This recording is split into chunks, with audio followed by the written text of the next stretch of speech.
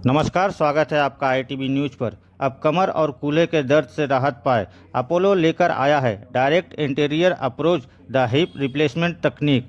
कई लोग लंबे समय से चल रहे कूल्हे के दर्द, जकड़न और चलने फिरने में परेशानी से जूझते हैं। ऐसे में चलना, झुकना, यहाँ तक कि बैठना भी मुश्किल हो जाता है। इस तरह की दिक्कतें आमतौर पर ऑस्टियोआर्थराइटिस, रूमेटाइड आर्थराइटिस, ऑस्टियोनियोक्रोसिस या कूल्हे के जोड़ में ट्यूमर से जैसी बीमारियों की वजह से होती है। ये समस्याओं रोज़मर्रा की ज़िंदगी को काफ़ी प्रभावित करती है। इस समस्याओं का समाधान के लिए अब नई तकनीक से उम्मीद की किरण मिली है।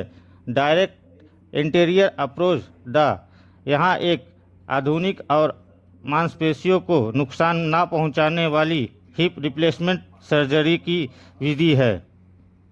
प्रेस कॉन्फ्रेंस में चेन्नई अपोलो हॉस्पिटल के डॉक्टर मदन मोहन रेड्डी, इनके अलावा डॉक्टर नारायण मित्र का क्या कहना है, देख लीजिए आईटीबी न्यूज़ पर।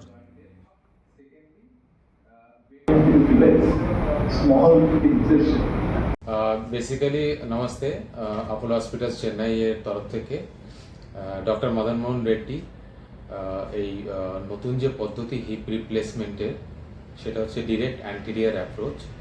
এই ডিরেক্ট অ্যান্টিরিয়ার অ্যাপ্রোচ বেসিক্যালি আমরা একটা ট্যাগলাইন দিয়েছি, রাইজ অ্যাবভ দি হিপ পেন।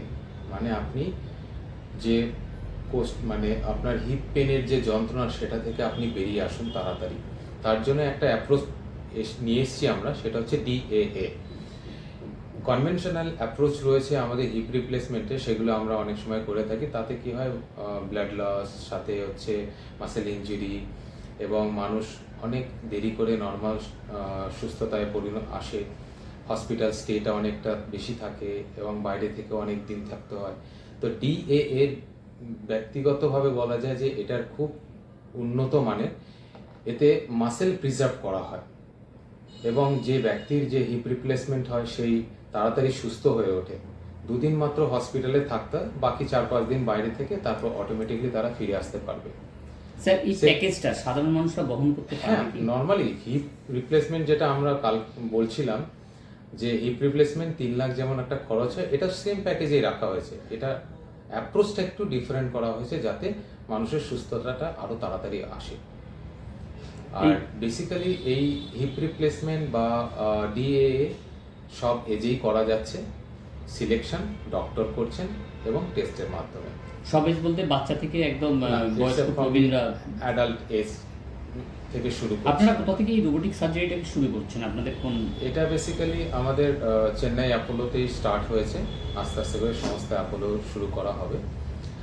আর ডিএ বেসিক্যালি করা হয় অস্টিওআর্থারাইটিস পেশেন্টদের, সেকেন্ডলি যাদের অ্যাভাস্কুলার নেক্রোসিস রয়েছে হিপ জয়েন্টের, সেই সব পেশেন্টগুলোকে এই ডিএ অ্যাপ্রোচ থেকে হিপ রিপ্লেসমেন্ট করা হচ্ছে। কিভাবে বুঝবে রোগী যে তার এই হিপ রিপ্লেসমেন্টের দরকার আছে? সেটা সম্পূর্ণ হচ্ছে তার একটা টেস্ট, এমআরআই, সাথে হচ্ছে আমাদের ডক্টর মদন মোহন রেড্ডি তার এবং তার সম্পূর্ণ টিম এটা ইভ্যালুয়েশন করছেন, করে তারপরে এই ডিসিশনটা নেওয়া হচ্ছে। এখানে যেখানে আমাদের অ্যাপোলোর ব্রাঞ্চ রয়েছে সব জায়গাতেই আসবে। আধুনিক যন্ত্রপাতির যে ব্যবহার আপনারা করবেন এই রোবোটিক সার্জারিতে, সেটা কতখানি রোগীর ক্ষেত্রে প্রযোজ্য হবে? হ্যাঁ, এটা তো সবসময় রোবোটিক সার্জারিতে অ্যাপোলো হসপিটাল চেন্নাই পায়োনিয়ার। তো রোবোটিক সার্জারি সমস্ত ক্ষেত্রে সব ডিভিশনেই করা হচ্ছে, সমস্ত ডিপার্টমেন্টে এখন আস্তে আস্তে চলে আসছে। এতে পেশেন্ট অ্যাজ ফিডব্যাক অনুযায়ী পেশেন্ট বলছে খুবই মানে নর্মালি তারা সুস্থভাবে জীবনযাপন ফিরে আসে।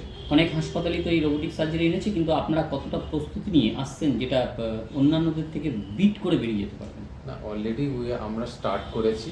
আমরা চাইছি আরও কীভাবে নতুন জিনিস আনা যায় সেটা আরও চেষ্টা করছি। একটু আপনার পুরো নাম এবং designation? Doctor Narayan Mitra, deputy general manager, Apollo hospital Chennai. Thank you sir. Sir, এটা কি পুরো